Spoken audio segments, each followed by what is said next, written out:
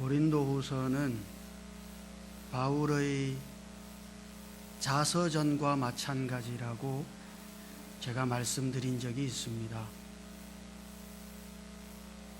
바울이 신약의 히브리서를 포함한다면 14권의 서신을 기록했습니다만 그 14권의 서신 중에 고린도후서만큼 바울 자신의 사역이나 자기 자신의 삶에 대하여 많이 말한 책도 없기 때문입니다.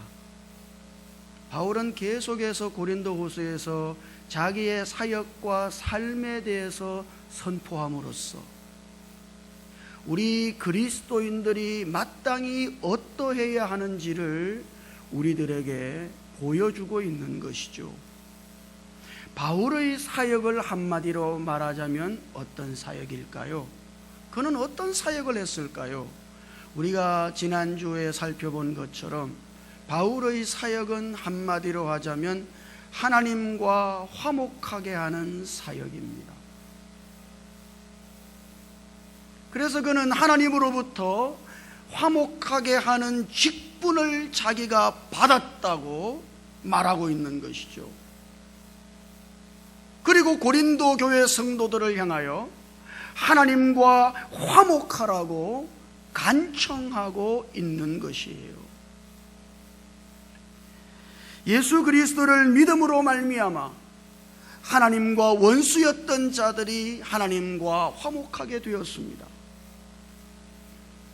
그리고 더 나아가서 생명이신 그리스도로 말미암아 삶으로써 그 화목의 시작을 완성으로 전진해 가야 하는 것이죠. 이렇게 하게 하는 것이 바울의 사역인 거예요. 이미 예수 그리스도를 믿고 예수 그리스도의 죽으심으로 말미암아 하나님과 화목된 우리들이, 정말 우리가 그렇게 되었나요? 예수 믿고 그전에는 하나님과 원수였는데 그리스도 안에서 하나님과 화목되어졌습니다. 우리들이.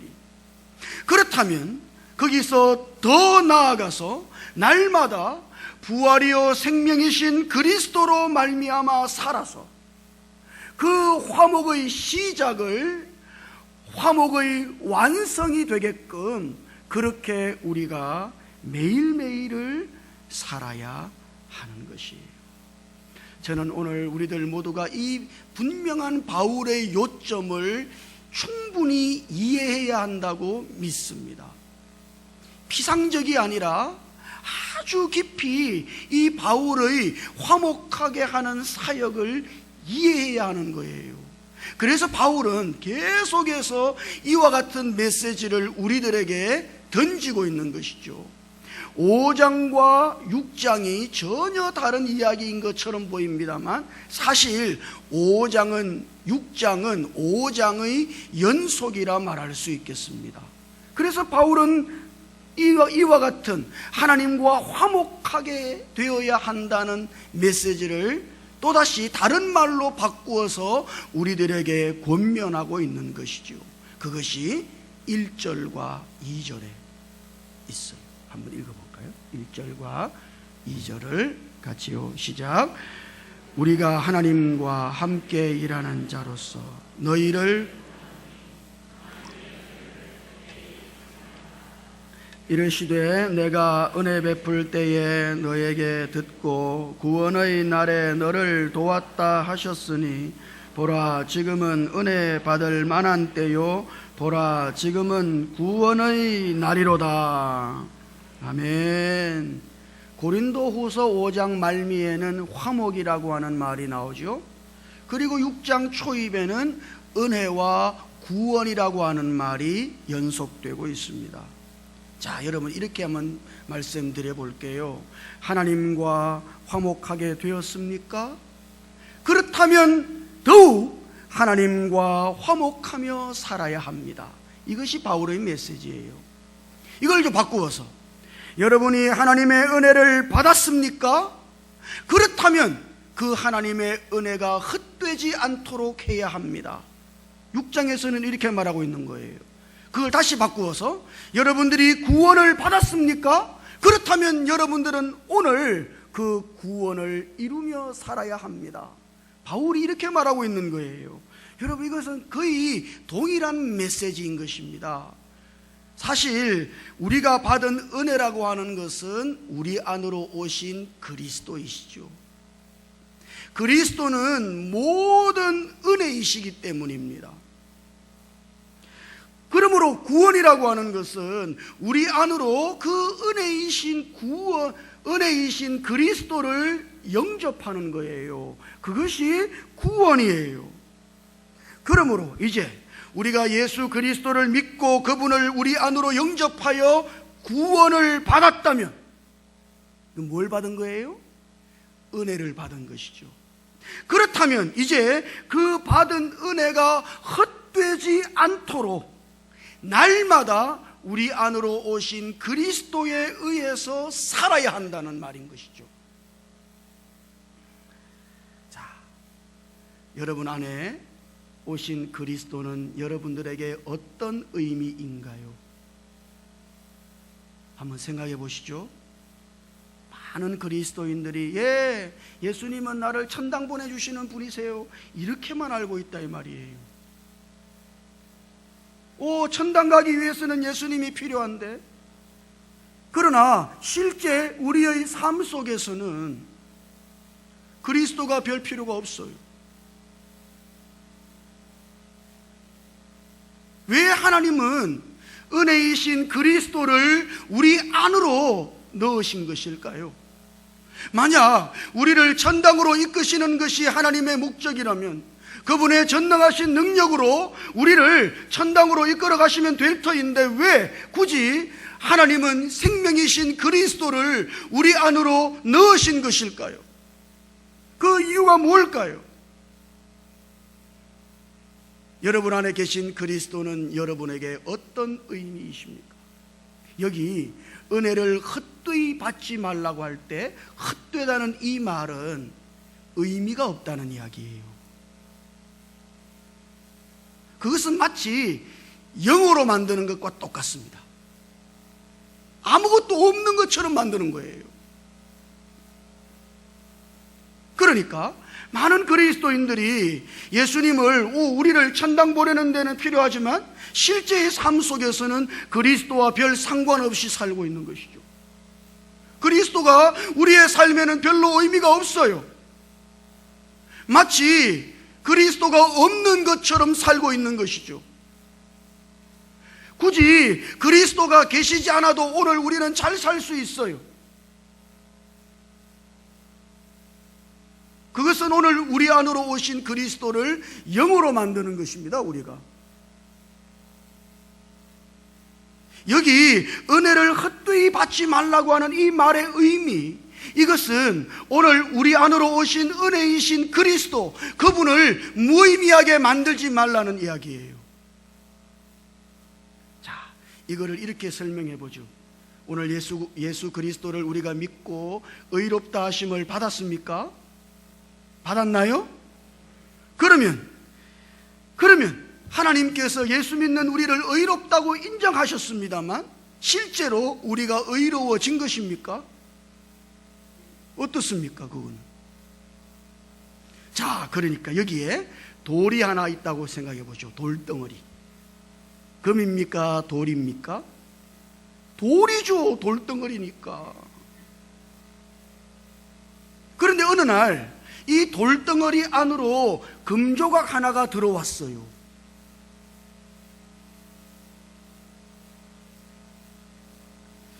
그래서 그 돌덩어리를 금이라고 인정을 하는 것입니다.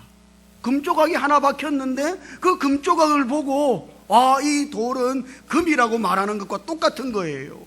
오늘 우리 안으로 그리스도께서 오셨죠. 그분은 우리 안에서 의가 되십니다만 그렇다고 실제로 우리가 의로워진 것은 아니에요. 그러나 하나님은 우리 안에 계신 의이신 그리스도를 보시고 우리를 의롭다고 인정한 것이죠. 그거는 사실 돌덩어리 안에 금이 하나 박혔는데 그 금을 보고서 돌덩어리 전체가 금덩어리라고 말하는 것과 똑같은 것입니다. 자, 그렇다면 어때요? 그것으로 끝나는 겁니까? 그것은 그 돌덩어리 안에 박힌 그 금을 헛되게 하는 것이에요. 그러면 어떻게 해야 합니까? 돌 안으로 들어온 그 금조각에 의해서 그 돌덩어리가 점점 더 금으로 변해야 한다 이 말이에요.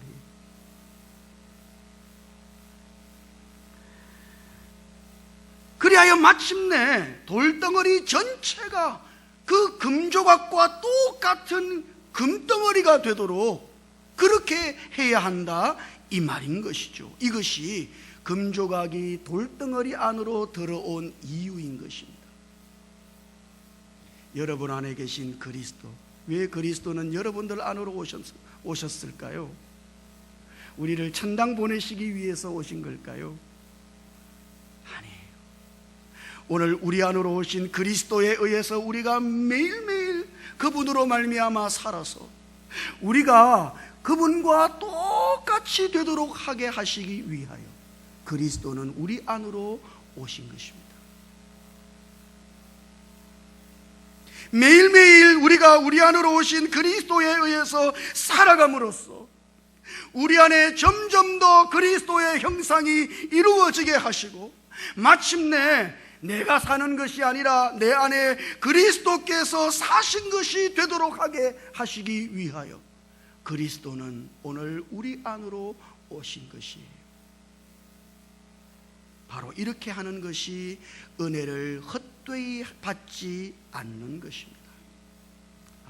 이야기가 힘드신가요?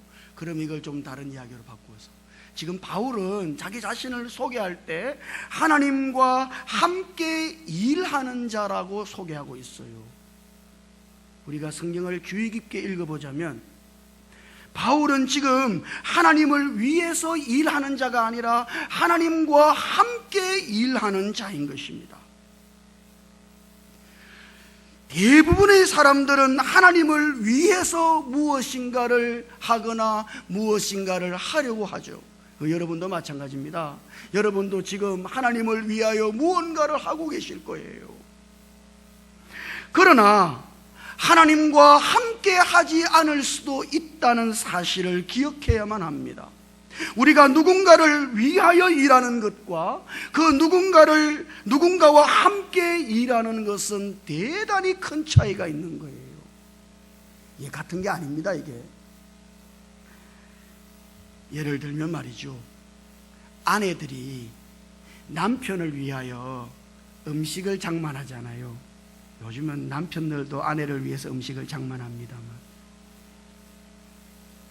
그 남편을 위해서 하는 거예요. 그러나 그 음식 장만하는 것이 남편과 함께 장만하는 것은 이거는 또 다른 문제인 거 아니에요? 저도 가끔 주방에서 저희 집사람이 뭘 하고 있을 때 기웃거리기도 합니다만 귀찮다고 가라 그래요. 성가신 거죠. 당신은 내가 음식 다 하고 나면 거기 앉아서 드시기만 하시라고. 일은 내가 다 할 테니까 당신은 좀 가만히 앉아 있으라고. 오지 말라고. 성가시다고. 여러분도 그런 적 있습니까? 예? 그 남편을 위하여 하고 있는 것이지만 남편과 함께 하는 것은 아니죠. 이거는 대단히 큰 문제인 것이에요. 누군가를 위해서 무엇을 하는 것보다 누군가와 함께 하는 것이 더 힘든 거예요.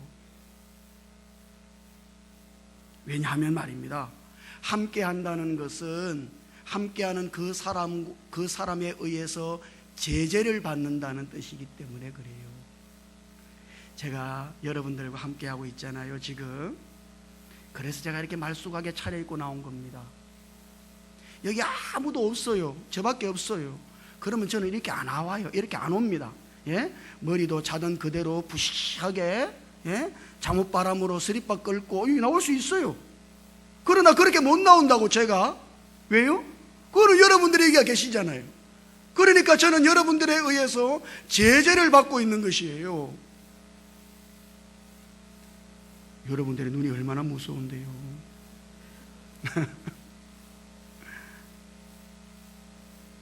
그러니까 함께 한다는 것은 제재를 받는 것을 의미하는 것입니다.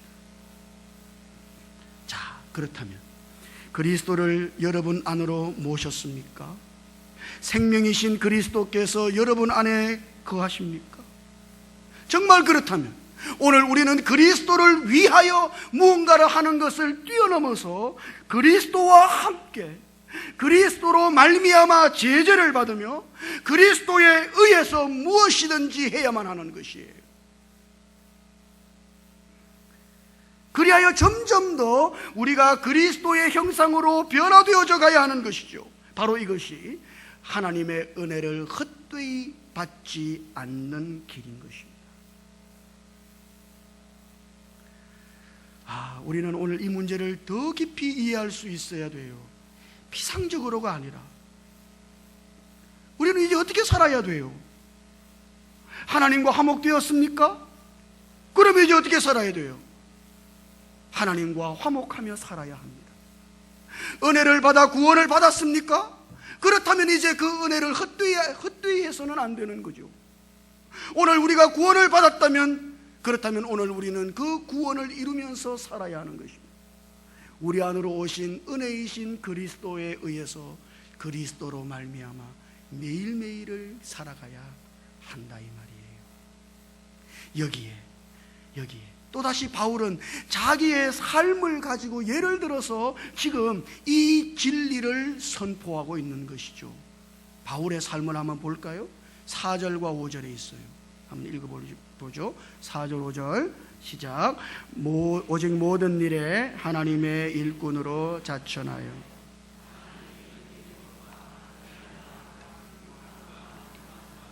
매맞음과 갇힘과 난동과 수고로움과 자지 못함과 먹지 못함 가운데서도, 자, 여러분 여기 중요한 말, 이 4절에서 중요한 말은 모든 것에, 모든 일에 이 말입니다. 이거 대단히 중요한 말이에요.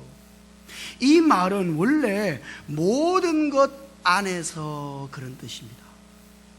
자, 그럼 이런 거예요.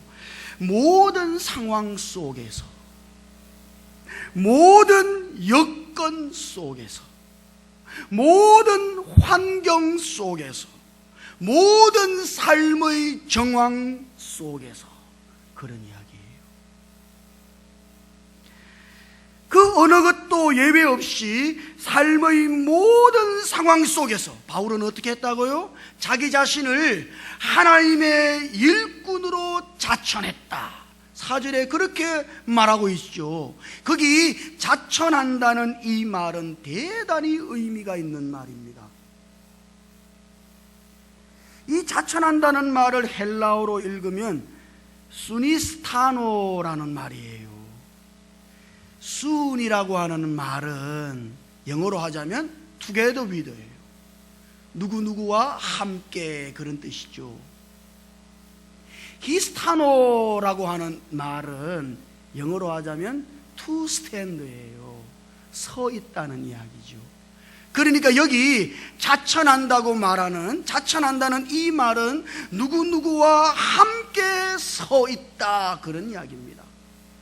그러므로 지금 바울은 이렇게 고백하고 있는 것이에요. 나는 나의 모든 삶의 상황 속에서 하나님의 일꾼으로서 하나님과 함께 서 있습니다. 모든 것 안에서, 모든 삶의 상황 속에서, 그 모든 환경 속에서 바울은 지금 혼자 있는 것이 아니라 그 안에 계신 하나님이신 그리스도와 함께 그 상황에 서 있는 것이죠.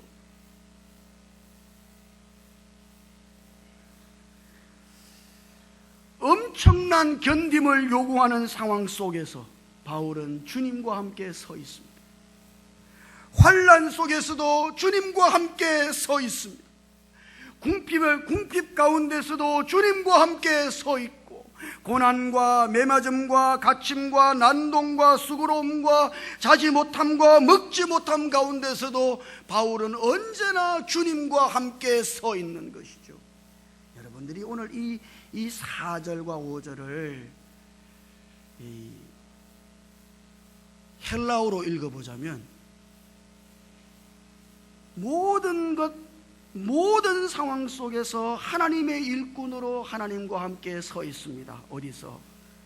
많이 견디는 것 안에서, 환난 안에서, 궁핍 안에서, 고난 안에서, 매맞음 안에서, 갇힘 안에서, 난동 안에서, 수고로움 안에서, 자지 못함 안에서, 먹지 못함 안에서, 이렇게 읽히는 것이라고요. 이것이 요점은 뭐예요? 지금 바울은 그의 삶의 모든 상황 속에서 그리스도와 함께 서 있는 것입니다. 그리고 그 그리스도에 의해 제재를 받고 그의 모든 것 되시는 그리스도로 말미암아 그 상황 속에서 살아가고 있는 것이죠. 이것이 바울의 삶입니다. 나쁜 상황이든지 좋은 상황이든지, 그 뒤에 나오는 것처럼 영광이든지 욕됨이든지, 지금 아주 바울이 빛나고 있든지 아니면은 욕을 먹고 있든지, 악한 이름으로 불리어지든지 아름다운 이름으로 불리어지든지 간에 그 모든 삶의 상황 속에서 그리스도와 함께 바울은 서 있는 것이죠. 그래서 그는 그 상황 속에서 함께 서 계신 그리스도로 말미암아 제재를 받고 그 그리스도로 말미암아 살아가고 있는 것입니다. 그래서 어떻게 됐을까요? 결국 어떻게 됐어요? 그것이 9절과 10절에 있어요. 한번 읽어볼까요? 9절 10절 같이 읽어보죠. 시작. 무명한 자 같으나 유명한 자요, 죽은 자 같으나 보라 우리가 살아있고, 징계를 받는 자 같으나 죽임을 당하지 아니하고, 근심하는 자 같으나 항상 기뻐하고, 가난한 자 같으나 많은 사람을 부요하게 하고, 아무것도 없는 자 같으나 모든 것을 가진 자로다. 아멘. 육신의 눈으로 보자면, 순전히 겉모습만 보자면 바울은 이름도 없는 보잘것없는 존재처럼 보이고, 그는 마치 죽은 자인 것처럼 보일 뿐 아니라 벌을 받는 사람처럼 보이고, 근심하는 자 같고 가난한 자 같고 아무것도 없는 자처럼 보입니다만, 그러나 실제로는 전혀 다른 존재로 살아가고 있는 것이죠.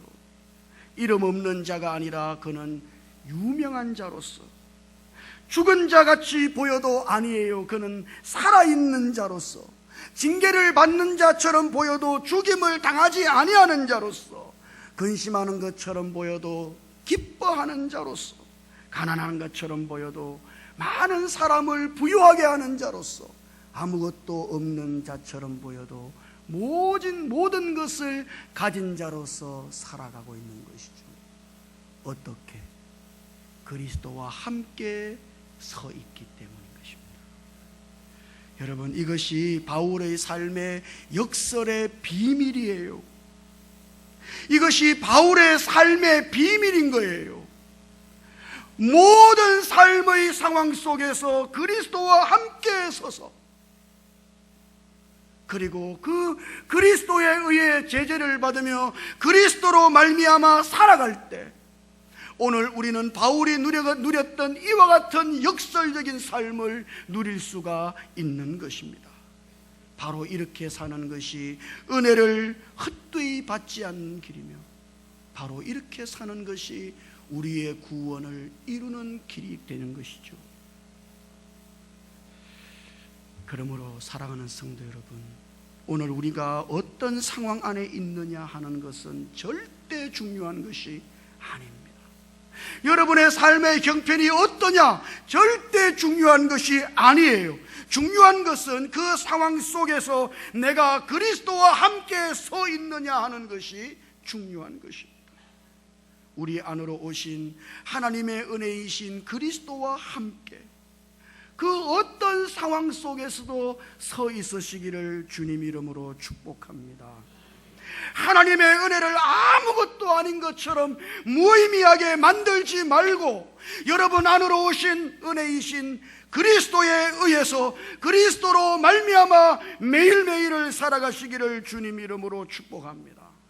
모든 삶의 상황 속에서 우리의 모든 것이 되시는 그리스도와 함께 서서 그리스도로 말미암아 삶으로 이 하나님의 은혜를 헛되이 하지 않고 매일매일을 살아가시기를 주님 이름으로 축원합니다.